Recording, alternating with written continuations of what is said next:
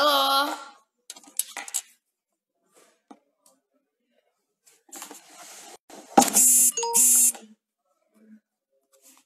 Halo, selamat siang teman-teman semuanya, selamat bergabung. Udah siap belajar belum siang ini?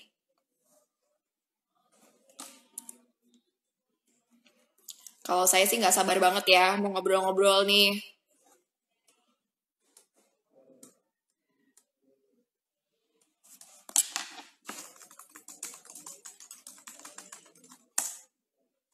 Halo, selamat siang teman-teman semuanya. Halo. Halo Mas Yudi, halo Mbak Dina, halo Mas Yudi. Salam kenal Mas.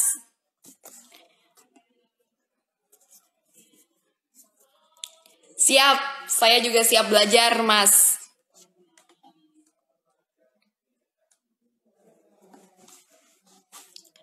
Oke, 3 menit lagi. Selamat siang teman-teman semuanya yang baru bergabung di live Santara ID lagi. Kembali lagi bersama saya Nandina Agis nih. Dan kali ini kita bakal belajar-belajar dan ngobrol-ngobrol sama sang dewa selling, Kang Dewa Eka Prayoga. Nah, ini pembicara yang lumayan ditunggu-tunggu oleh netizen nih. Pengen belajar sama Kang Dewa katanya. Oke.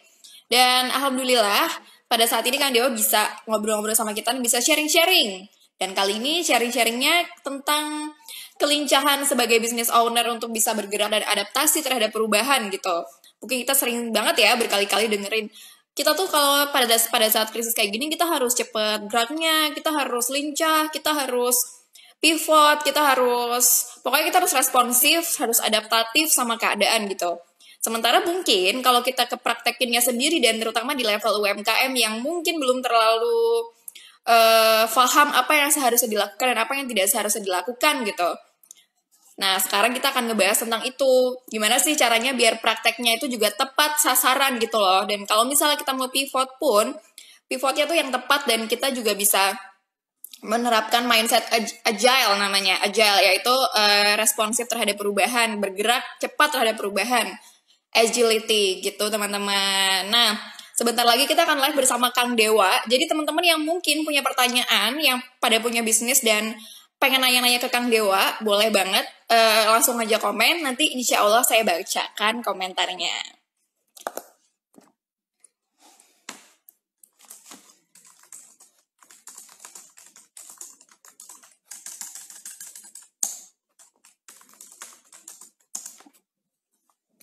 Dari Irvin Murado, Siantar hadir, mantap Mas di sini di Yogyakarta. Siantar, seperti apa Mas keadaannya?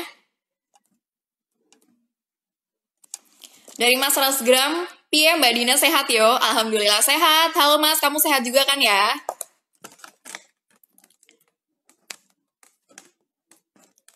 Halo Mbak Dina, halo Mas Dayato, halo. Halo Kak Dina, halo semuanya yang menyapa saya. Kan nanti dibuatin live ulang ya, Mas Aldi _Prasetyo 123, live-nya tetap akan di record gitu, jadi nanti teman-teman juga akan bisa melihatnya di YouTube, biasanya akan kita upload di YouTube gitu. Jadi tidak usah khawatir kalau misalnya teman-teman pada nggak sempat buat nonton siang ini, nggak apa-apa, tetap bisa ditonton ulang dan nanti juga biasanya kita akan kasih ringkasannya di postingan Instagram. Solo hadir, halo Solo, gimana keadaannya Solo, sepi nggak ya?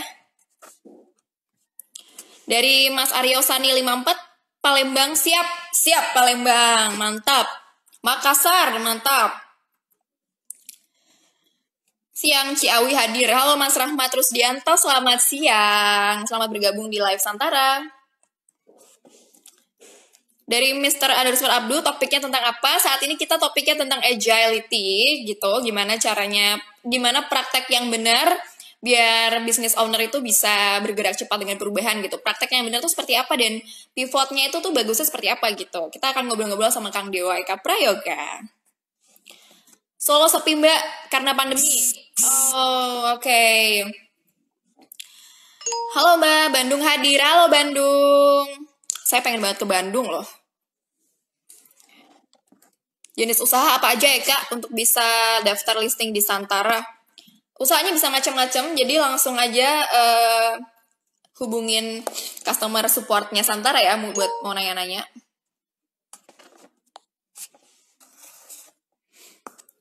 Brebes hadir, halo Brebes. Kaltim hadir, halo Kaltim. Bekasi hadir, halo Bekasi. Surabaya hadir.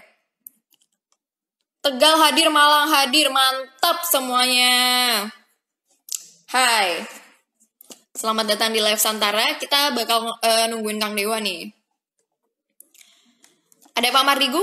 Saat ini belum ada Pak Mardigu ya. Tunggu ya. Nanti kita akan live juga sama Pak Wowi. Halo Mbak, dari Mas Duha _ Rahman. Halo Mas Duha _ Rahman. Halo.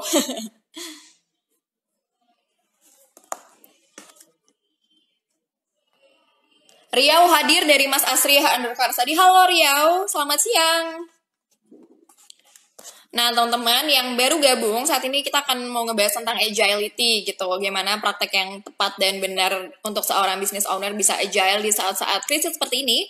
Jadi teman-teman yang pengen nanya-nanya ke Kang Dewa, bisa langsung komen. Bisa nanya-nanya, Kang, tanya apa aja deh, terserah. Pokoknya nanya tentang bisnis ya.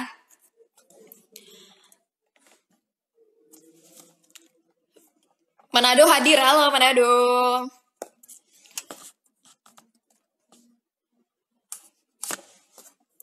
Halo.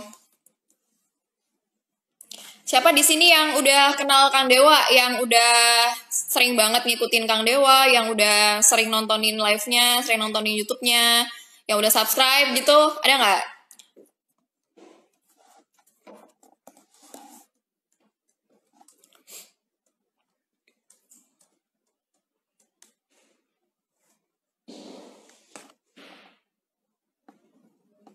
Oke, ini udah.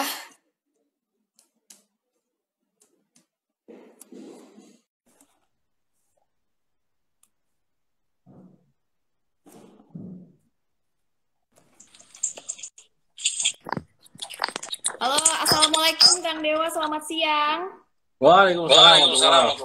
Wah, semangat banget nih Kang, apa kabar? Alhamdulillah. Iya Mas. Ini. Oke Kang, perkenalkan nama saya Dina. Saya akan jadi moderatornya Kang Dewa siang ini. Siap. Oke. Gimana Kang, lagi sibuk apa nih sekarang? Sibuk. Ngerjain apa yang dikerjain lah. Sharing-sharing dong Kang, ngapain aja nih? Bisnis lancar ya? ya? Pakai headset dulu ya. Oh iya, oke. Saya juga pakai headset kalau gitu. Tasnya keluar dulu bentar ya.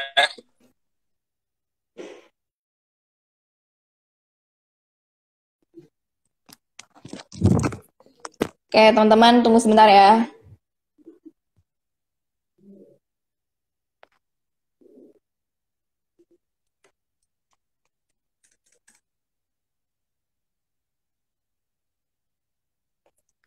Teman-teman, suara saya kedengaran jelas nggak ya?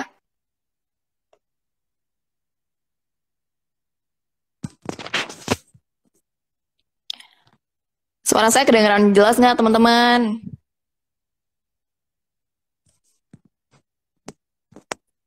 Ya, teman-teman di sini udah pada kenal Kang Dewa belum sih? Udah pernah baca buku-bukunya Kang Dewa belum? Kang Dewa itu Dewa Selling yang dia punya banyak buku-buku bestseller gitu. Di antaranya ada buku teknik closing, buku copywriting, banyak lah. Terus dia seorang billionaire coach yang katanya sih dia bisa dia makanya dijulukin Dewa Selling karena tuh dia jago banget gitu. Jelas ya? Oke, teman-teman. Oke, buat teman-teman yang baru gabung, saat ini temanya adalah agility. Jadi gimana caranya kita bisa tetap agile, bisa tetap bergerak lincah di saat-saat krisis seperti ini. Kita akan dengar cerita-cerita dari Kang Dewa.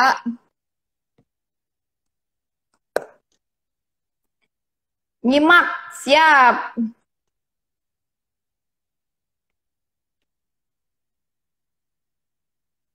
Yang misalnya pengen nanya-nanya, bisa langsung tulis di komen ya.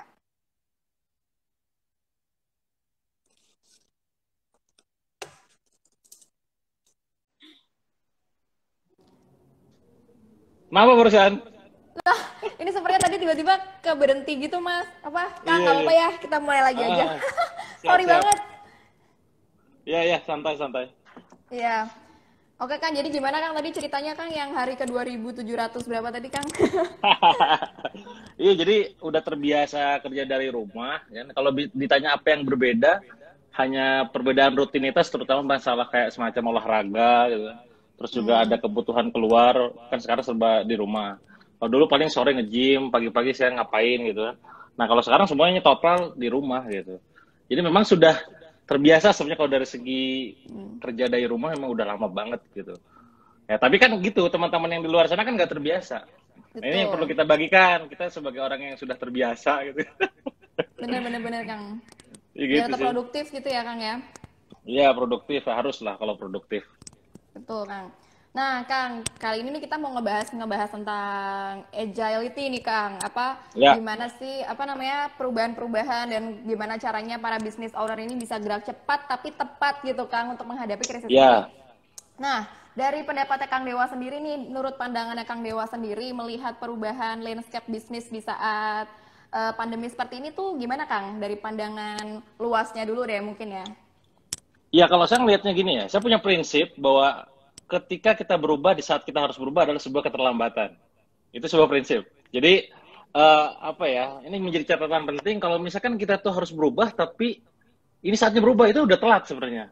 Nah makanya kenapa kalau saya pribadi berubah itu pada saat sebelum harusnya berubah. Pada saat dulu pas zaman awal-awal udah main digital semua, kita geser bisnis model dan segala macamnya ya. Tapi tadi lagi-lagi tidak semua orang punya prinsip kayak demikian. Apakah perlu kita belajar gitu kan? Nah, prinsipnya gini. Kalau dalam bisnis saya punya prinsip bahwa sakleklah sama target, sama goal, outcome gitu kan. Fleksibel terhadap cara gitu kan. Goalnya misalkan kita bisnis pengen tumbuh sekian persen, ya monggo saklek gitu. Tapi kalau bicara masalah strategi, nah ini monggo selincah mungkin, seagile mungkin gitu kan. Kalau teman-teman sering main PS ya, karena kebetulan saya juga sering main PS gitu kan. Ada Cristiano Ronaldo, ada yang namanya Lionel Messi gitu kan. Nah yang agile itu yang kayak gimana? Yang Lionel Messi. Yang dia kalau goal tuh ibaratnya ke bawah bola tuh memang lincah banget. Mirip kayak misalkan Alexis Sanchez dan segala macam. Nah, kondisi bisa lincah bergerak gitu kan itu sebenarnya ada beberapa poin kalau misalkan teman-teman perhatikan dalam kondisi krisis maupun tidak sekali lagi ya ini mau krisis mau enggak ini begini gitu kan maksudnya. Pertama, hanya bisa dilakukan bagi mereka yang secara manajemen konsep semua timnya itu manajemennya itu kecil, jadi little team lah, kecil banget timnya gitu. Karena kalau udah beroperasi dengan skala misalkan ribuan orang gitu kan 3.000 orang itu pasti butuh waktu untuk bisa pivot ataupun sejenisnya untuk bisa lincah dengan cara mengikuti zaman, adaptasi dan lain-lain ya. Butuh waktu intinya, walaupun bisa ya, sekali lagi bisa tapi butuh waktu. Jadi yang timnya masih kecil itu sangat mungkin untuk bisa pivot. Makanya jangan heran melihat teman-teman sekarang UKM nih nanya misalkan kan gimana ya kondisi krisis kayak gini. Justru sebenarnya kalau lu itu bersyukur karena lu tim cuma 8 orang, 10 orang mungkin atau 11 orang lah ya. Mereka yang pusing itu adalah mereka yang karyawannya ada 2.000 orang, cabangnya ada 80 cabang. Ini yang mumet Pak gitu kan. Korporasi pasti mumet ini. Makanya jangan heran ada kebijakan kayak semacam dipulangkan atau misalkan dirumahkan dengan gaji turun 70%. Bahkan efisiensi. Benar. Sampai kan beberapa perusahaan itu sudah membuat pengumuman ya, ada yang mengeluarkan segala macam. Itu karena mumet Pak. Jadi cara berpikir kita yang masih UKM itu gak akan masuk yang gini. Gila tega banget ya dia sampai memulangkan dan segala macam. Ya karena lu gak tahu kondisi dia gimana gitu. Nah, jadi bersyukur bagi teman-teman yang baru sebenarnya. Karena cenderung lebih gampang untuk pivot, untuk lebih adaptasi gitu kan. Kita sekarang melihat kenapa sih perlu kita adaptasi dengan cepat, speed is power gitu kan. Kodak, ya, kurang apa sih Kodak? Dia pelopor lah ibaratnya foto. Gak adaptasi dengan zaman, wafat. Ya. Apalagi BBM, trending, rame. Gak adaptasi, wafat gitu kan.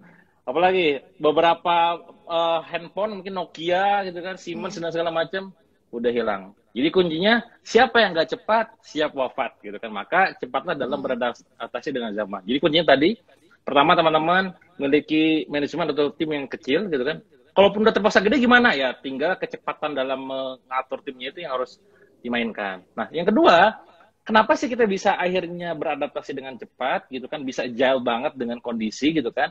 Karena kita punya prinsip tadi, prinsip bahwa goal gue ini, gitu kan. Nah, strateginya gue bebas. Saya sering analogiin gini, kalau omset sebulan misalkan katakanlah pengen 10 miliar gitu kan, terus selama 3 tahun ngotot ngejual 10M, cuman mentok di angka 1M, itu jelas yang salah bukan apa namanya, bukan targetnya, ya. Yang target adalah, yang salah adalah manajemennya, kitanya leadernya gitu. Kok bisa? Ya, lu udah tahu zaman berubah. Sekarang orang lain pada pakai Facebook Ad, Google Ad, YouTube dan segala macam. Lu kenapa cuma main kayak begitu doang gitu kan? Nah, artinya apa? Monggo segera punya prinsip, saklek gitu kan, fokus sama yang namanya outcome. Outcome-nya nih fokus gitu loh, fokus saklek. Jadi yang kedua, nomor satu tadi timnya kecil ukurannya, kedua apa namanya goalnya ataupun outcome-nya sangat saklek. Nah terus yang ketiga, bisa kayak gini gimana ketika kontrolnya sepenuhnya ada dalam diri kita. Kontrolnya ya. Karena kalau misalkan kita sekarang, misalkan kita leader gitu kan, tapi ownernya di orang lain gitu kan, atau punya ada RUPS dan segala macam, wah itu berat Pak. Karena tiap otak kan beda-beda. Jadi minimal 3 poin itu, kontrol itu kan goal, sama tim itu mesti diperhatikan. Dengan begitu baru kita bisa kerja dengan gampang gitu. Dan itu yang sudah saya lakukan beberapa tahun lalu sih. Jadi makanya kalau mungkin mbaknya mungkin main ke Bandung gitu kan, atau siapapun lah dari antara Anda main ke Bandung itu, tim saya tuh kecil-kecil. Yang cuman 9 orang, 8 orang, 16 orang gitu kan. Gak ada yang nyampe ke 100 orang. Walaupun kalau di total lebih dari 100 ya. Saya kan ada beberapa lini usaha, tapi kecil-kecil. Saya ngejar produktivitas, efisiensi, sama efektivitas. Dijaga banget itu. Gitu, sekilas. Oh, oke. Nah, itu kan berarti salah satunya adalah tim ya, Kang. Kalau misalnya seorang leader dia agile, lincah gitu, pokoknya dia udah punya semangat yang, pokoknya dia udah tau lah mau ngapain gitu. Nah, tapi kalau misalnya timnya ini, gimana caranya biar timnya ini juga punya ide dan hasrat yang sama gitu, dan gimana sih caranya Kang Dewa bisa mimpin tim tersebut biar mereka juga bisa ikutan agile gitu, ngikutin Kang Dewa gitu, dan mereka juga tetap ikut kontribusi dengan seperti itu. Ya, bisnis buat leader ya. Kalau misalkan ada tim yang bermasalah, bandel, rewel, sulit diatur semuanya itu, pasti itu bukan disebabkan karena mereka yang susah diatur, tapi kita yang kurang fleksibel ngedeketin mereka. Nah, maka penting buat kita menerapkan sebuah prinsip kayak tadi. Si leader bertanggung jawab sepenuhnya atas semua tim. Gitu kan. Misalkan kalau CEO ya CEO yang bertanggung jawab atas semua manajemen. Kalau dia running manager berarti ke bawahnya, gitu kan. Kalau supervisor ke bawahnya. Nah, dengan berpikir seperti itu, maka pada saat di bawah ada yang masalah, jangan nyalahin mereka. Yang kita ubah adalah pendekatan kita ke mereka, ya. Mungkin bisa jadi, ini kok gini ya? Saya tuh bukannya nggak mau Pak, saya tuh nggak bisa, misalkan. Ya wes latih. Berarti tugas leader adalah membekali mereka dengan skill yang memang mumpuni, misalkan. Saya nggak ngerti iklan, kan? Saya tuh nggak ngerti dengan cara begini. Ya semangat, dikasih training kah, utus orang kemana kah dan segala macam, kasih buku dan segala macamnya, gitu kan. Jadi jangan pernah nyalahin tim. Konsepnya ya sebagai leader ya. Dan pastinya adalah, selain dikasih pelatihan, value harus ditanamkan, Mbak. Value kita itu, ya. Nah, makanya kalau dalam proses adaptasi sebenarnya, kalau saya, dari segi yang lain boleh berubah tuh, ya. Tapi 2 minimal nggak boleh berubah. Visi bisnisnya, visi perusahaannya, sama value bisnisnya. Value-nya nggak boleh berubah.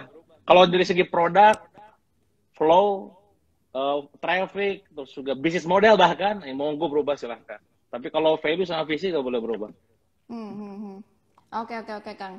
Nah, terus nih Kang, kalau apa kan ini banyak yang melakukan pivot nih Kang ya, banyak yang merubah bisnis modelnya. Mungkin visi sama itu tadi kan masih sama gitu, tapi bisnis modelnya banyak sekali nih yang akhirnya ikutin zaman dan akhirnya berubah banget gitu. Nah, Kang, kalau misalnya ada UKM yang belum melakukan pivot dan ingin melakukan pivot, kira-kira Kang Dewa punya saran nggak?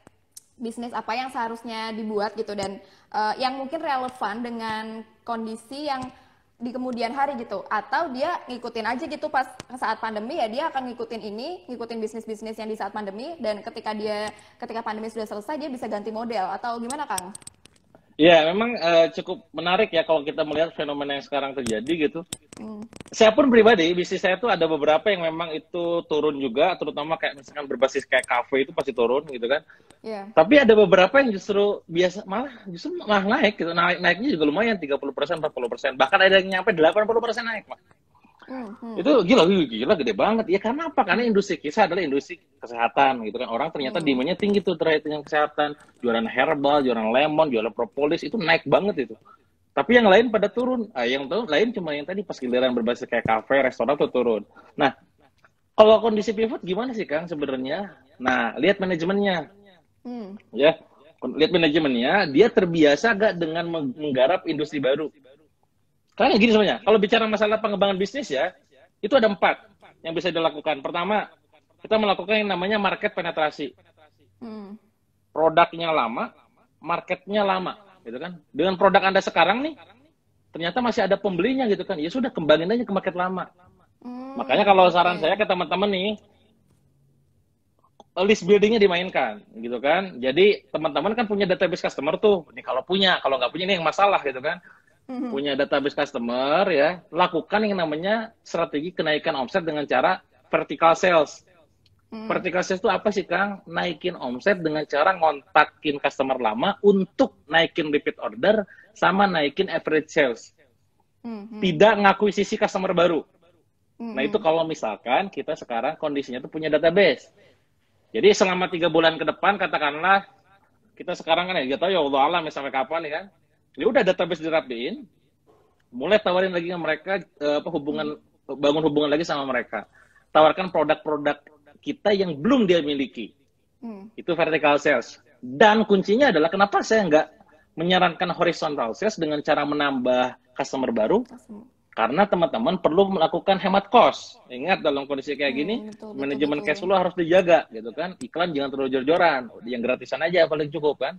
Ya udah jagain tuh kan. Nah udah kayak gitu, omset bakal naik lewat vertical sales tadi dari customer lama. Jadi kalau pengen melakukan market penetration untuk yang saat ini gitu kan, monggo didata lagi database-nya ya. Terus dimulai dikontakin, ini step by step-nya, ditawarin gitu kan. Terus minta rekomendasi. Jadi nambahnya customer itu lewat rekomendasi mereka. Nah yang kedua itu dengan cara melakukan yang namanya market development. Nah market development ini adalah produknya produk lama, tapi marketnya market baru.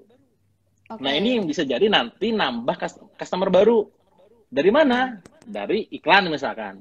Nah cuma kalau yang dalam kondisi krisis, market development hati-hati karena budget Anda kudu dijagain nih. Kita nggak tahu COVID-19 ini sampai kapan gitu kan. 3 bulan, 6 bulan, setahun bisa jadi kan. Ada yang nge-WA ke saya sampai gini, Mbak. Kang, saya operasional agak nutup gitu kan. Ratusan juta, saya mau jual rumah gitu kan. Ya saya bilang, jual rumah kondisi kayak gini gimana caranya itu, siapa yang mau beli gitu kan. Berarti kan dari segi manajemen cash flow sama manajemen krisis gak dibikin seperti yang sebelumnya. Nah, ini pelajaran berharga nih. Oke, akhirnya apa yang dilakukan ke depannya? Ya sudah, kalaupun mau promosi, naikin akuisisi market baru adalah dengan cara promosi gratisan. Nah, ilmu optimasi gratisan yang monggo dimainkan. Kedua tuh. Jadi yang pertama market penetration dengan cara vertical sales. Kedua adalah market development dengan market acquisition. Yang ketiga adalah dengan cara product development. Nah, ini menarik. Tidak semua orang melakukan, ada juga yang memang kreatif. Ada kawan saya kemarin, Rico Huang, gitu kan, pada saat saya wawancara di live itu, dia langsung pivot.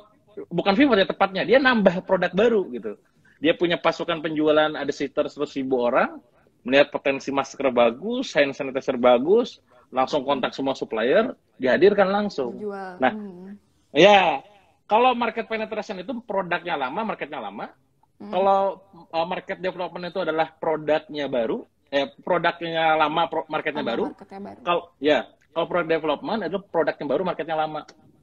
Jadi customer lama ada produk baru launching ke sana, ya. Kayak saya jualan kosmetik gitu kan, tiba-tiba, aduh ini ada produk, misalkan katakanlah kemarin ada hand sanitizer, ya kita launching, langsung laris banyak. Jual sekarang hijab, jual misalkan masker, launching langsung habis banyak gitu kan.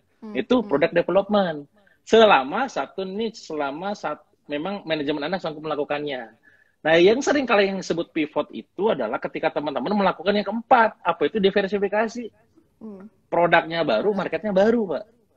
Ya kan? Produknya baru, misalkan tadi ya awalnya Anda jualan makanan, tiba-tiba jualan kesehatan. Itu kan marketnya baru, produknya baru gitu. Produknya baru.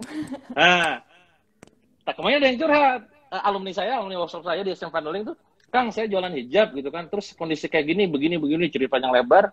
Saya rencana pengen nambah produk baru. Saya bilang, produknya apa?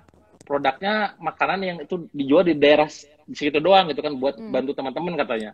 Oke, berarti kan itu bukan di bagian product development. Karena lu marketnya beda gitu kan, dari segi manajemen juga beda. Pertanyaannya adalah manajemennya ada nggak? Masih kita Kang, ingat rumusnya tidak sesederhana itu Kisana. Misalkan Anda omset 1 miliar sebulan nih, misalkan bisnis A omset 1 miliar sebulan, ngitung gini, wah omset A aja, bisnis A aja omset 1 miliar sebulan. Kebayang kalau misalkan gue punya 10 bisnis, 10 miliar, benar nggak? Yeah. Tidak begitu hitungannya, gitu kan? Ketika Anda menggunakan manajemen lama untuk membangun kayak begitu, yang ada bukan bisa jadi 1 dikali 10, bisa jadi yang 1 miliar malah luntur. Si bisnis A itu malah jadi turun, fokusnya gak pecah, Pak. Nah, makanya kalau mau bangun manajemen baru itu, mau main pivot itu, manajemennya pastikan siap, ya. Sudah terbiasa dengan market baru, riset baru, industri baru, channel promosi baru, channel distribusi baru, dan segala macamnya. Kalau Anda masih belum ada manajemen, ya berarti Andanya masih siap, gitu. Nah, oke, berarti ada 4 pilihan tadi ya, Kang, ya, nggak usah yang terus langsung kayak panik terus pivot gitu. Padahal sebenarnya iya, nggak harus langsung. Nggak harus langsung gitu ya. Di bisnis dia sendiri mungkin dia harus cari sendiri. Kalau misalnya punya database, langsung aja dimanfaatkan gitu ya, Kang, ya. Ya, betul. Dan database saya sendiri mengetahui kalau aset terpenting ya, Kang, terutama di saat-saat seperti ini tentunya adalah customer yang loyal, yang database tersebut, sama tim ya, Kang. Bener ya, Kang? Iya, betul. Pada akhirnya nanti yang bakal sangat berperan dalam kondisi krisis adalah ya intangible asset ya. Intangible asset berarti kan ya tim kita, berarti yang bisa kita mainkan lah, berdayakan. Kedua adalah data kita, database customer. Yang ketiga adalah brand kitanya ya. Entah itu brand perusahaan, kalau Anda bangunnya atas dasar personal brand, ya personal brandnya macam-macam gitu kan. Jadi yang sekarang dimiliki intangible assetnya di situ berfungsi pada akhirnya. Saya bahkan kemarin gini, Mbak, orang-orang tuh kan pada awalnya ya, ini banyak yang pada nyinyir kan. Pada saat saya dulu ngajak teman-teman, ayo teman-teman go online gitu kan. Enggak, ini aja offline aja omset udah miliaran, songong katanya, ya wes karepmu gitu kan. Terjadi sekarang gimana? Semua pada bingung kan? Semua yang berbasis offline yang dulu bangga diri itu ya akhirnya pada bingung gitu kan. Beradaptasinya juga gak biasa gitu. Nah, jadi dulu campaign kita, ayo go online gitu kan. Pada gak denger ya wes, akhirnya ngikutin sekarang. Dulu saya ngisi workshop, Pak, terus juga jualan online course gitu kan. Terus banyak kaum yang nyinyir gitu kan. Alah, jualan ludah, alah, kata ngomong doang dan segala macam. Padahal aku juga punya bisnis gitu kan. Nah, sekarang orang-orang yang ngomong kayak gitu sekarang pada bikin kelas online gitu kan. Hello, lu kemana aja gitu.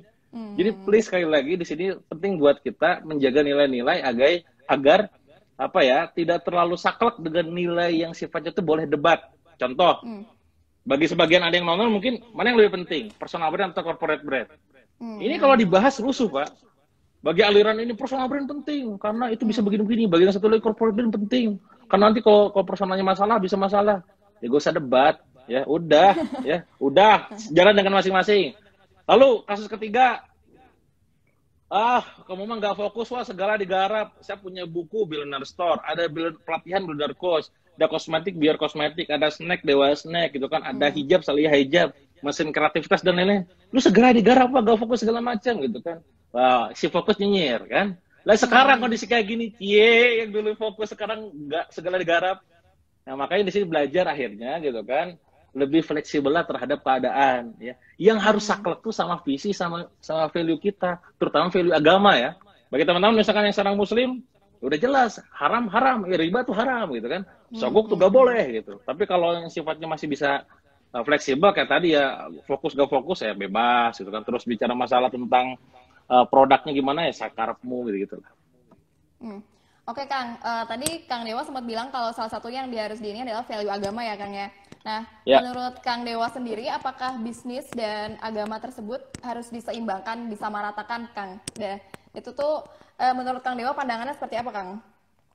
Ya, yang pasti kalau bagi teman-teman yang muslim gitu kan, kita sekarang memang hidup di era ataupun di zaman kapitalisme, semua segala hal itu berbau sekuler. Sekuler itu apa artinya? Sekuler itu adalah memisahkan antara agama dan kehidupan. Jadi kalau ngomongin agama, lu di masjid aja gitu kan. Gak usah ngomong-ngomong di tempat kuliah, di kampus, ataupun di bisnis. Ya, monggo sana di masjid ikut kajian gitu kan. Nah justru itu kondisi sekarang. Nah sedangkan kalau bicara masalah teman-teman yang muslim itu, ya justru tidak begitu. Karena kita berbisnis pun adalah bagian dari apa ya, ibaratnya wasilah kita mencari rezeki untuk bisa lebih mendapatkan ridho dari Allah gitu. Jadi poinnya jangan sampai salah gitu. Makanya ada yang sama juga nyet juga, udahlah Wak, lu jangan jual-jual agama. Apa yang dijual agama, coy? Gue ini dakwah loh gitu kan. Bisnis itu pilihan, dakwah itu kewajiban. Lu kok nanti gak ketakut kehilangan followers atau customer? Itu sebuah risiko dakwah. Ya. Kalau misalkan kita sekarang ngomong kebaikan tapi gak disukain semua, itu bukan dakwah, itu jual es krim. Jadi mau gak mau ada, kalau udah bergesekan itu bakal ada yang nggak suka gitu. Jadi sebaiknya beriringan ya, jangan sampai dipisahin justru. Ini ya Kang ya, sama juga sejalan dengan prinsip sedekah itu sendiri yang sering Kang Dewa lontarkan ya Kang ya, sedekah membawa rezeki lebih banyak gitu. Iya betul. Nah Kang, oke. Terus Kang kemarin sempat saya lihat di Instagramnya Kang Dewa nih, Kang Dewa sempat ngasih tahu apa ide-ide bisnis yang bisa dipakai buat saat krisis seperti ini nih, kan banyak juga ya UMKM yang mungkin dia nggak memikirkan tentang 4 hal tadi, product development segala macam, nah kayak oke saya mau ganti bisnis aja deh. Kang Dewa punya nggak sih produk-produk, contoh-contoh produk-produk yang mungkin bisa dikasih ke teman-teman ini yang mereka pengen ganti produk gitu? Ya, jadi sebenarnya kondisi COVID kayak gini ya, kondisi COVID-19 ini tidak hanya sekedar membuat daya beli turun ya. Daya beli turun itu dalam artian gini, saya sekarang pada saat COVID ya, saya sudah bisnis itu udah launching 2. Launching bisnis ya, produk udah lebih dari 10 kayaknya. Dan memang nggak seheboh biasanya. Nah, apa yang membuat akhirnya kok jelek ya? Ya wajar lah kondisinya. Nah, tadi daya beli turun. Pertanyaannya adalah kenapa daya beli turun? Karena orang market nih gitu kan, dia safety, nyari aman. Oh bentar, gue kalau misalkan beli itu, wah nanti gimana nih? Kalau misalkan COVID bisa nyampe bulan Juni, Juli, Agustus gitu kan, wah tabungan gue gak ada, gue gak beli gitu. Jadi mereka hanya beli produk-produk yang sifatnya kebutuhan. Makanya jangan heran dari data tuh saya dapat dari Nelpetal tuh kan, yang naik itu adalah media, ya terus kesehatan, terus juga apa namanya, media pakai Netflix tuh untungnya gede banget itu, Zoom dipakai semua di mana-mana kan. Nah itu kayak begitu. Jadi memang pada akhirnya gitu kan, kita tuh apa ya, perlu lebih peka sama kondisi yang ada gitu. Ini yang lagi kayak gini yang dibutuhkan apa? Iya garap aja itu. Selama halal hajar aja gitu kan. Nah jadi apa yang bisa digarap Kang? Cek sekarang. Lihat behavior ataupun kebiasaan orang sekarang di rumah. Bangun tidur sampai tidur lagi. Ya. Nah industri apa yang naik kan? Udah jelas hiburan naik, nonton TV gitu kan, internetan gitu kan. Apalagi industri buku saya, Billionaire Store sama Kempo malah tetap naik. Kenapa? Karena pas nganggur bosan, baca buku, beli buku kan. Workshop dulunya offline, sekarang geser jadi kelas online course, berbayar, ramai juga tuh kan. Oh, lihat habitnya apalagi. Nganggur diam, aduh ini gimana ya, gak bisa keluar. Yaudah, akhirnya pesan ojol kan. Berarti makanan yang sifatnya delivery itu sangat naik kan. Apalagi snack buat kami ngambil dikit tuh, naik gitu kan. Jadi lihat aja kondisi customer apa ya, kesehariannya customer itu kayak apa, itu yang dijual. Ya, jadi kalau ditanya apa peluangnya, banyak berdasarkan kebutuhan mereka. Kalau saya, kalau pribadi di bisnis yang turun tuh, tadi ya di kafe itu turun gitu kan. Sama yang lainnya memang turun, cuman nggak drastis. Kenapa turun tadi? Karena daya beli turun. Ya. Kalau yang kafe bukan daya beli doang. Kenapa? Satu lagi, daya beli dan perilaku. Kalau kafe kenapa turunnya nyampe 70% gitu loh. Kemarin saya live sama Mas Aktuari, orang Jogja juga. Dia turun nyampe 70% juga. Gitu. Karena nggak cuma sekedar daya beli penyebabnya, tapi perilaku. Nah kalau yang lain cuma daya beli doang nih. Kayak saya jualan launching, sekarang saya lagi launching Insert Kit di Instagram gitu kan. Launchingnya lumayan, angkanya juga lumayan, cuman nggak segede dulu gitu kan. Ya karena daya beli turun ya. Launching kemarin, launching apalagi minggu depan saya launching produk lagi ya, itu ya gak jadi masalah sebenarnya. Jadi poinnya adalah apapun yang Anda lihat di lingkungan sekitar, kalau sekarang tuh hajar aja selama halal gitu. Selama halal, hajar aja ya Kang ya? Hajar. Legal, halal, hajar. Halal ajar, mantap.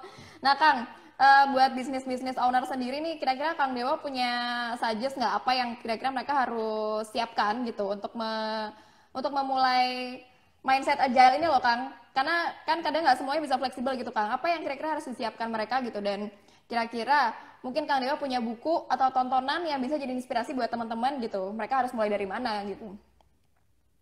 Iya, kalau bicara masalah agile itu ya sebenarnya pada akhirnya teman-teman owner itu perlu banyak belajar tentang ilmu leadership ya.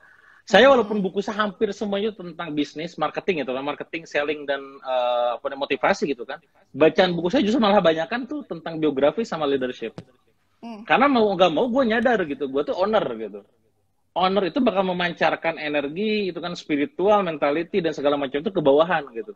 Kalau kitanya kacrut ya semuanya juga bakal kacau gitu. Nah maka yang saya baca adalah buku-buku kayak, kalau di Indonesia kayak Parena Kasali gitu kan, terus kalau di luar ya saya buku-bukunya Maxwell ya saya bacain tuh semua kayak gitu-gitu. Dan itu sangat membantu banget kepikiran ya. Nah termasuk buat teman-teman yang sekarang hobi beli buku tapi gak dibaca gitu kan, monggo saatnya work from home itu dihatamkan bukunya ya. Jadi saya punya target buku nih banyak di depan. Oke, ini belum baca, coba baca deh berapa halaman udah gitu kan. Online course belum tonton ya. Tapi belajarnya adalah berdasarkan apa yang dibutuhkan, bukan yang dirasa itu dibutuhkan. Beda ya. Gimana cara tahunya, Kang? Saya butuh atau enggak itu, Kang? Ya tadi misalkan, gue sekarang kayaknya gimana, casual ancur, berarti kan butuh ilmu tentang cara beradaptasi, cara bisa pivot dan segala macam, ya belajar di situ. Oh, ini ada misalkan pelatihan tentang desain misalkan. Oh, gue gak butuh ya gue usah belajar, walaupun bagus ya, gak usah belajar. Gitu. Karena kan gak mendesak. Betul Kang. Berarti Kang Dewa baca buku-buku biografi leader kan karena modeling ya, Kang ya? Iya betul, modeling pada akhirnya. Oke. Kalau bisnisnya Kang Dewa sendiri punya cerita nggak, Kang, di krisis saat ini, Kang? Bisnis online kan masih lancar-lancar ini ya? Alhamdulillah lancar sih, yang jadi mungkin lebih kepada ini ya, uncontrolnya. Karena kan ibarat tadi ya, yang saya bilang salah satu syarat bisa agile itu adalah kita harus punya kontrol penuh gitu kan. Nah, ada bisnis itu di kosmetik gitu kan. Kita udah siapin tuh semuanya, siap-siap inilah pokoknya nama semua udah disiapin semua. Udah campaign ke bawah ke pasukan.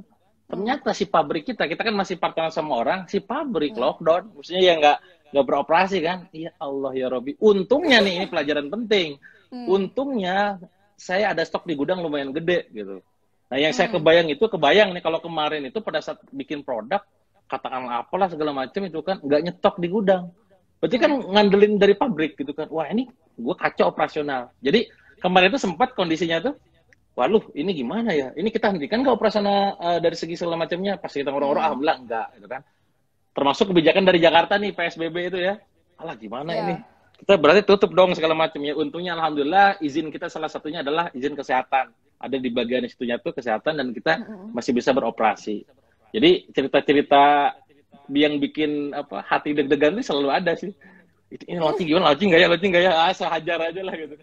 Tapi di situ seninya bisnis ya. Jadi kalau saya nih belajar dari leader-leader yang luar biasa tuh, pengusaha itu jati diri sesungguhnya justru bakal muncul pada saat krisis. Ya, gini, jangan nunggu lockdown, jangan nunggu kondisi COVID gitu kan ibaratnya. Justru buatlah krisis setiap hari. Yang membuat akhirnya otak kita itu liar, Pak. Gak cuma sekedar lincah, agile doang, tapi otaknya tuh liar gitu. Kreatif gitu kan. Kreatif tuh kere tapi aktif gitu. Jadi gak punya duit gimana nih itu kan. Kita ini harus produksi 18 miliar sebulan. Gimana duitnya dari mana? Wah, mulai itu otak jalan gitu kan. Jadi bikinlah kondisi krisis setiap hari teman. Walaupun gak lagi COVID. Itu yang selalu saya tanamkan. Jadi kalau saya bilang ke tim saya, lu itu kondisi gak COVID aja udah tertekan sama gue gitu. Iya Kang. Jadi dia udah terbiasa krisis gitu. Krisis. Wah, ini gimana nih gitu kan. Tapi karena memang habit kita, culture kita demikian. Jadi goal dikejar, caranya dibuat se-fleksibel mungkin gitu. Tapi kan leader itu ada juga yang bisa bergerak dan bisa bagus ketika dia di saat-saat krisis seperti ini, tapi ada juga yang bisa bagus dan bisa strategis di saat-saat yang tenang ya, Kang ya, di saat-saat yang tidak krisis gitu. Itu gimana, Kang? Iya, memang tiap manusia beda-beda. Pada akhirnya setiap manusia tuh punya kayak semacam trigger tombol beda-beda. Ada yang dia bergerak itu karena reward, gitu kan? Ada yang bergeraknya itu karena punishment gitu kan? Ada karena fear, ada karena danger, ada karena pleasure gitu kan? Nah, leader itu seharusnya dia bisa membuat keputusan gitu kan, bukan karena keadaan, tapi karena memang drive dari pikirannya gitu kan. Oke, gue sekarang ini berarti gue tak sadar gue leader. Dalam kondisi kayak gini nih, ada leader yang cuma mikirin diri sendiri doang. Aduh, ini gimana ini nanti gimana? Sudah tutup, selesai kan, gak mikirin perusahaannya, gak mikirin timnya. Yang kedua tipenya, ada yang leader dia mikirin dirinya sendiri dan mikirin perusahaannya. Sing penting perusahaan jalan nanti. Ya sudah, gak peduli dengan karyawan, pecat gitu kan. Nah, ada yang cuma yang level 3 nih yang paling bagus, dirinya, perusahaannya, karyawan dan ada tim-timnya gitu kan. Itu dipikirin gimana caranya. Wis gak apa-apalah. Tadi malam kita live sama Sabtu hari, saya bahkan kalau misalkan 6 bulan ke depan masih kayak begini ibaratnya, wis siap nombokin ibaratnya. Wis gak usah ngejar profit dan segala macam, pokoknya mah jangan sampai tim kita ini jadi rusak atau jangan sampai kehilangan apa namanya penghasilan gara-gara kondisi kayak begini gitu. Karena dia peduli. Ingat leader itu menjadi orang yang sangat ibaratnya tadi ya sangat ditunggu keputusannya benar atau tidak, tepat atau tidaknya. Makanya ayo jadi leader yang baik sebagai owner gitu kan. Jangan cuma sekedar ngeksis di Instagram, ngeksis di Facebook gitu kan. Atau misalkan terjun ke operasional, justru ilmu leadership itu yang harus dipelajari, dikuasai. Leader itu tentang gimana cara kita menggerakkan orang yang ada di bawah kita. Dan orang lain itu ngikut inspirasi, bukan hanya kitanya saja yang panik gitu. Mungkin teman-teman sering ngalamin atasannya itu semangat 100 miliar, 1 triliun. Oh, sih Pak gitu kan. Nah, itu berarti belum menginspirasi leadernya. Kalau dia ngomong udah sekian, orang langsung wah, yang pusing itu bukan cuma kita, bawah kita. Saya punya pasukan, Mbak, kurang lebih 31.000 orang gitu kan. Kalau udah saya ngomong jedar gitu kan, pas tiap bulan tuh mereka tuh, "Yo, ini gimana?" Yang resah bukan saya sendiri, mereka resah semua. Oh, artinya berhasil nih gitu kan. Kayak gitu. Jadi poinnya adalah ayo belajar lagi tentang ilmu leadership. Jati diri kita sesungguhnya tuh ada pada saat kondisi krisis kayak begini. Spirituality, bisa honor spirituality, bisa honor mentality. Oke. Kang, tadi kan Kang Dewa sempat ngomong UMKM ini tuh dia lumayan dia tuh bagus karena dia harusnya merasa bersyukur karena timnya kan sedikit. Nah, selain itu UMKM ini juga karena dia bukan korporasi, jadi dia bisa cepat banget buat berpindah-pindah. Selain itu, Kang Dewa, ada nggak sih kelebihan-kelebihan UMKM lain gitu yang bisa bikin UMKM yang lagi pada dengerin ini tuh pada semangat gitu akhirnya? Menurut Kang Dewa nih, kelebihan UMKM di saat-saat kayak gini? Ya, yang pasti tadi ya lebih gampang, semakin pendek, semakin kecil tuh semakin gampang dalam beradaptasi sih. Karena nggak rumit dengan segala macam keadaan. Contoh kasus saya pernah bikin status gini, rada kontroversi dan membuat orang lain geram gitu kan. Kalau misalkan bisnis kalian nggak ngasilin 1 miliar gitu kan dalam sebulan, suntik mati aja saya bilang kan. Itu semua orang gelisah, resah, kemana, asem lu kayaknya segala macam. Nah, pertanyaannya adalah, apakah Dewa pernah menyuntik mati perusahaan sendiri? Anda nggak tahu aja. Saya sering nyuntik mati, Pak. Mati ini sekalian, matiin gitu kan. Tutup gitu kan. Nah, yang menarik adalah pada saat saya menutup bisnis yang ada berbasis pasukannya, Pak. Ini yang rada kasihan sebenarnya. Karena, aduh gimana ya? Alah, nanti kalau misalkan kita tutup, kan pasukan gimana?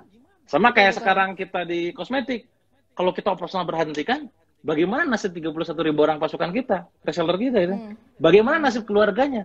Bagaimana reseller yang sekarang masih punya utang tiap bulan, nyicil, nggak bisa jualan, piye gitu kan? Nah, akhirnya lagi-lagi kita belajar di sini. Makin rumit sebuah manajemen, makin banyak pasukannya, makin banyak karyawannya, makin sulit mengambil keputusan. Harus matang-matang benar gitu kan. Tapi kalau kita bisnis berdua, Pak, saya ada bisnis satu lagi produk digital yang cuma berdua doang. Bro, gimana bro? Ya, sudah hajar aja boleh. Gampang, tinggal ngobrol gitu kan.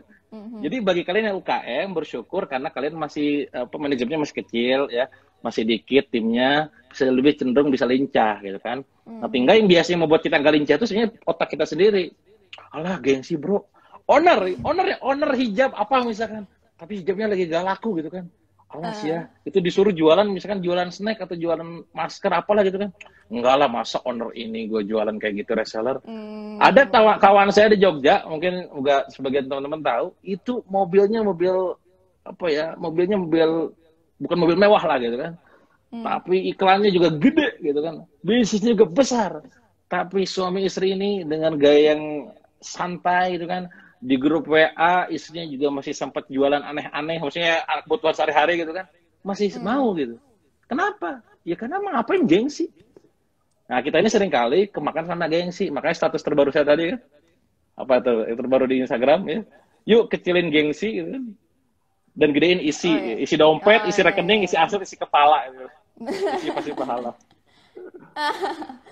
Mantap, keren Kang. Nah, itu kan kalau misalnya buat yang udah terlanjur melakukan efisiensi nih Kang, udah terlanjur melakukan banyak PHK karyawan-karyawannya, itu gimana ya Kang? Itu apakah itu tindakan yang tepat gitu atau gimana Kang? Oke, tepat gak tepat sebenarnya tergantung value yang dimilikinya ya. Karena bisa jadi dia memperhatikan kondisi perusahaan. Wah, gue ngelihat kondisi cash flow gak memungkinkan, kos sebulan misalnya katakan 800 juta, income omset sebulan cuma 100 juta, minus 700, ini gimana kalau nggak melakukan efisiensi segala macam, kayaknya keluar gitu kan. Jadi tergantung, bakal ada sesuatu yang memang didebatkan. Itulah value makanya. Lebih penting mana gitu kan? Menyelamatkan perusahaan atau menyelamatkan karyawan? Ya, nah yang bagus kan sebenarnya dua-duanya diselamatin kan? Iya, Jadi karena kan kondisi saya harus memilih nih. karyawan, karena kan Nah, kan asetnya kondisinya ya kan. betul. Gimana ya gitu kan? Ya udahlah. Misalkan karyawan dikorbankan gitu kan supaya perusahaan ini bisa tumbuh. Toh nanti misalkan value-nya bisa gini mikirnya. Toh nanti pada saat ini tumbuh lagi kan mereka bisa kerja lagi misalkan gitu ya. Monggo, bebas. Di dalam bisnis teman-teman tidak ada tepat tidak tepat, tidak ada benar ataupun salah ya. Benar salah hanya ada pada kerangka Islam, pada ada kerangka spiritual gitu kan. Haram, halal selesai. Tapi kalau bicara masalah tepat atau tidak terserah. Bisnis harus fokus atau cabang, diversifikasi. Loh, apa jadinya itu Khairul Tanjung bisnisnya segala negara? Tentu sukses gitu. Apa jadinya itu Pak Bang Sandi segala macam sukses juga gitu kan. Jadi sukses tepat gak tepat itu tergantung kapasitas diri kita memandang itu. Nah, kalau kondisi sekarang di satu sisi mungkin itu adalah sebuah keputusan tepat untuk perusahaan tapi tidak tepat untuk karyawannya. Tapi semoga ini harapannya saya sih bagi mereka yang melakukan itu punya plan jangka panjang. Berarti gimana caranya supaya kedepannya mereka bisa punya ada pipa penghasilan lagi gitu kan, atau minimal ngapain lah gitu kan, segala macam. Pasti semua keputusan ada pertimbangan. Saya gak menyalahkan mereka, pasti ada pertimbangan. Kalau perusahaan saya sudah ada 10.000 karyawan mbak gitu kan, terus kondisi misalnya kayak gini juga bisa jadi saya melakukan itu juga. Kenapa saya gak melakukan? Karena sekarang gak gitu saya kondisinya kan. Jadi orang itu cenderung mengambil keputusan berdasarkan apa yang dia terjadi saat itu. Ya, kayak saya nih dulu pernah ditipu 7,7 M gitu kan, sama orang tuh. Dulu deket banget, segala diceritain, ngobrol, sebuka sama ditipu. Sekarang saya kalau sama orang ini alarm pikiran otak saya tuh nyala terus gitu kan. Bentar ini apa ini orang siapa ini nipu gimana? Nah itu gara-gara pengalaman masa lalu, kumpulan pengalaman jadi ngambil keputusan itu berdasarkan itu juga gitu. Oh ya. Nah Kang, itu tadi kalau misalnya sebuah perusahaan melakukan efisiensi, gimana sih Kang caranya biar timnya tetap seneng kalau misalnya dia dikeluarkan di saat-saat seperti ini gitu, biar apa yang harus ditanamkan ke mereka, mindset apa yang diberikan kepada mereka biar mereka tuh keluar dari perusahaan tersebut tuh mereka tetap seneng dan mereka punya plan gitu Kang.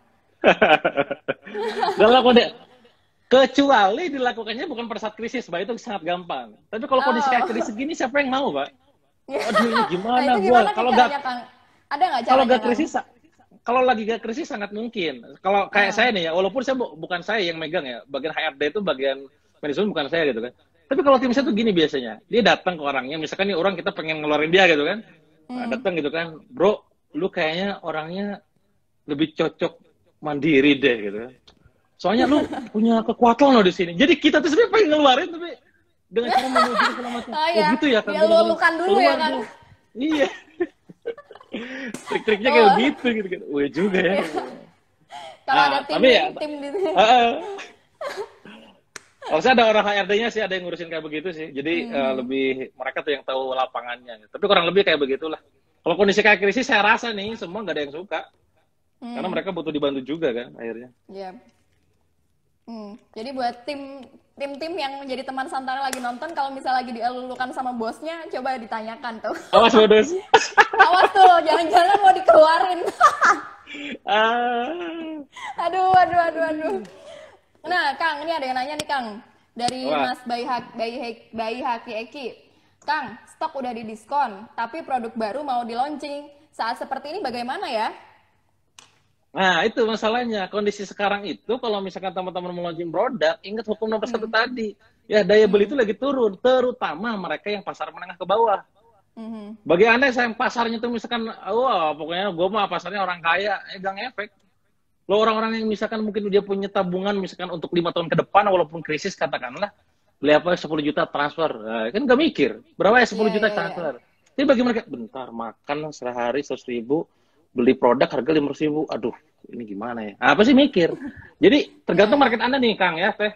Jadi kondisinya menengah ke bawah atau bukan? Kalau menengah ke bawah mending tahan dulu saran saya. Kalaupun mau launching nih, mending jangan kayak diboomkan ke pasar keluar. Karena kan kalau launching cenderungannya ya itu dilempar keluar kan jedar gitu kan. Lakukan internal launch dulu. Launching itu ilmunya banyak ya. Ada beberapa karakter, ada 4. Pertama internal launch itu meluncing ke database sendiri.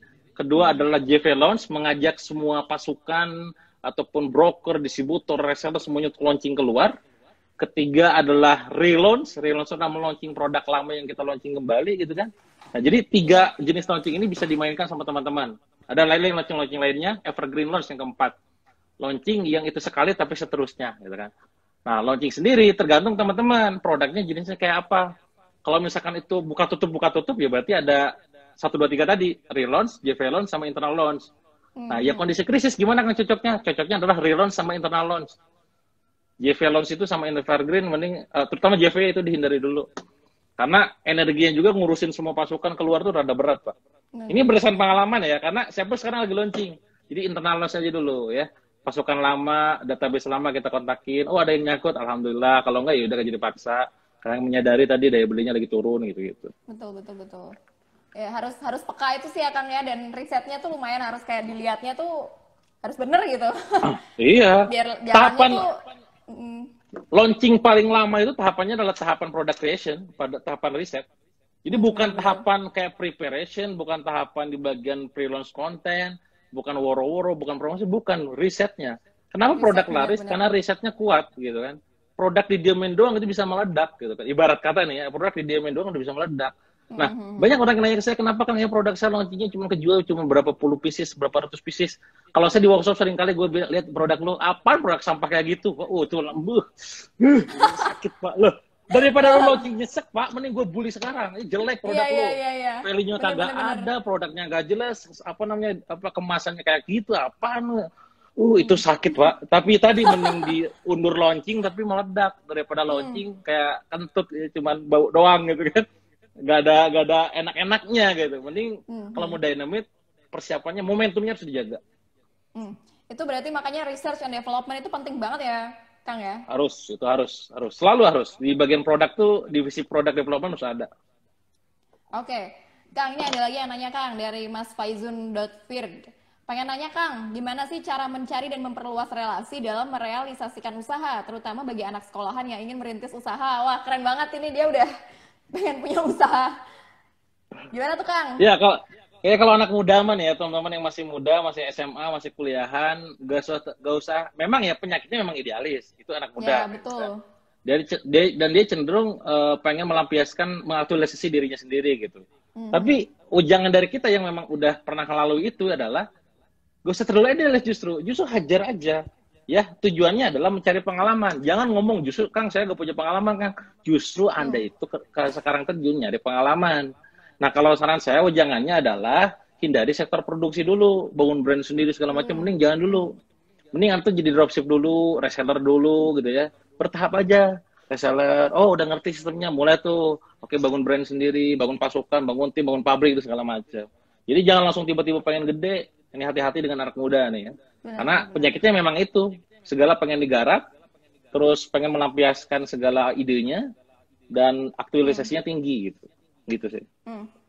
Dengan kalau yang UMKM kadang-kadang juga seperti itu ya Kang ya. Kadang-kadang mereka pengen langsung go national, kayak pengen langsung dikenal banyak orang. Padahal sementara mereka juga bisa menguasai lokal terlebih dahulu. Iya. Tergantung bisnis model ya. Kalau misalkan bisnis modelnya tuh menuntut dia untuk nasional ya monggo gitu kan. Kalau memang lokal aja bisa digarap ya hajar. Gini, jangan sampai gini loh. Orang lain itu seringkali yang saya temui ya, dia buka bisnis baru sebagai ladang, begini ya, secara psikologisnya ya, gue bisnis baru gitu kan. Dalam rangka, karena melihat bisnis sebelumnya kok gini ya gitu kan. Akhirnya dia bisa bikin bisnis baru gitu loh. Pas bisnis baru emang dikira bakal meledak, enggak juga. Akhirnya dia menjadikan bisnis baru adalah sebuah pelampiasan atas ketidakbecusan dia mengelola bisnis sebelumnya. Itu loh maksudnya. Kasar ngomongnya nih. Jadi hati-hati ya. Jadi sekali lagi mending ya, jangan mikir gini, Kang, satu bis aja 1 miliar, kebayang kalau 10 miliar, tidak begitu. Ya. Sekali lagi ya, nggak begitu, ilmunya beda gitu kan. Jadi kalau misalkan ente nih ngelola 1 bis aja gak becus, apalagi ngelola 10, itu lo mikirnya. Gitu. Jadi perlu memang belajar ilmu di sini akhirnya. Ya. Oke Kang, kayaknya waktu kita sudah mau selesai nih Kang. Mungkin Kang Dewa mau ngasih kata-kata buat teman-teman semua yang ada di sini. Wejangan-wejangan dari Kang Dewa mungkin biar mereka semua bisa tetap semangat nih dan bisa tetap menjalankan bisnisnya. Ya, buat teman-teman semua yang sekarang baik UKM maupun yang sudah besar bisnisnya, yang pasti semua yang terjadi saat ini dalam kondisi krisis COVID ini semua ialah atas kehendak Allah Subhanahu wa taala ya. Jadi ada orangnya itu menilai itu berdasarkan teori misalkan kayak konspirasi gitu kan, ada yang cuma sekedar mengatakan ini kayaknya apa namanya sains begini begini begini gitu kan, tapi Iya. di level yang lebih tinggi adalah kita melihat memframe ini semua ini adalah bagian dari kehidupan, di mana kehidupan ini tidak mungkin terjadi kecuali atas izinnya. Maka yakinlah gitu kan, meskipun aktivitas kita itu lockdown tapi rezekimu tidak akan terlockdown, itu kan status saya kemarin ya. Meskipun Hmm. sekarang misalkan kondisi teman-teman itu kondisinya itu adalah apa ya serba terbatas, tapi rezeki Allah itu sangat-sangat tidak terbatas dalam artian ada hadisnya, ada dalilnya, ada ayat Qur'annya. Kalau kita bertakwa, kalau kita bertawakal, maka rezeki tidak disangka-sangka.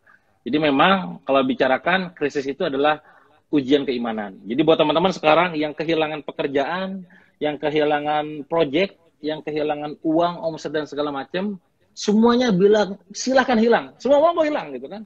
Sama seperti saya ketika dulu sakit, ketika saya rugi, semuanya hilang. Tapi satu yang nggak boleh hilang, keimanan kita sama Allah. Makanya yakin sama Allah, minta sama Allah. Ya ini 3 bulan, 4 bulan, 5 bulan, nggak pernah tahu Pak. Yang penting adalah kita yakin, semoga setelah ini indahnya bakal jadi baik. Itu aja mungkin Mbak. Oke, thank you banget. Terima kasih Kang Dewa. Ya. Insightful banget. Ini daging banget materinya seperti materi-materi Kang Dewa pada umumnya ya, selalu daging. Ya, Terima kasih Kang Dewa. ya sama-sama ya. Semoga selalu sehat dan selalu Amin. lancar terus rezekinya, lancar terus bisnisnya juga. Amin ya Allah ya Rabbal Alamin. Amin. Ya. Baik, terima kasih Kang Ya. Dewa ya. Kita pamit Ya. dulu. Nanti kita bakal live lagi kapan-kapan ya Kang ya. Oke, halo teman-teman semuanya. Terima kasih udah nonton live sama Kang Dewa Eka Prayoga, udah ngobrol-ngobrol, udah sharing bareng. Terima kasih juga teman-teman yang udah pada partisipasi dan udah komen dan nanya-nanya. Materinya daging banget, materinya insightful banget. Jadi teman-teman, kalau yang misalnya baru gabung dan atau baru nonton setengah nggak apa-apa. Karena ini nanti akan direkord dan bisa dilihat lagi di history live IG dan juga bisa dilihat lagi di YouTube. Jadi teman-teman jangan khawatir, kita akan tetap bisa belajar. Nah, semoga teman-teman otaknya belum pada ngebul ya, karena besok kita juga ada live sama tokoh besar. Nah, nanti akan diupload nanti malam siapa kira-kira yang bakal live besok. Nah, tetap pantengin live, tetap pantengin Instagram Santara, turn on notification-nya, lihat story-nya terus, dan jangan lupa investasi juga. Terima kasih teman-teman semuanya, selamat siang, selamat beraktivitas, dan sehat selalu. Saya Nandina Agis nih, pamit undur diri.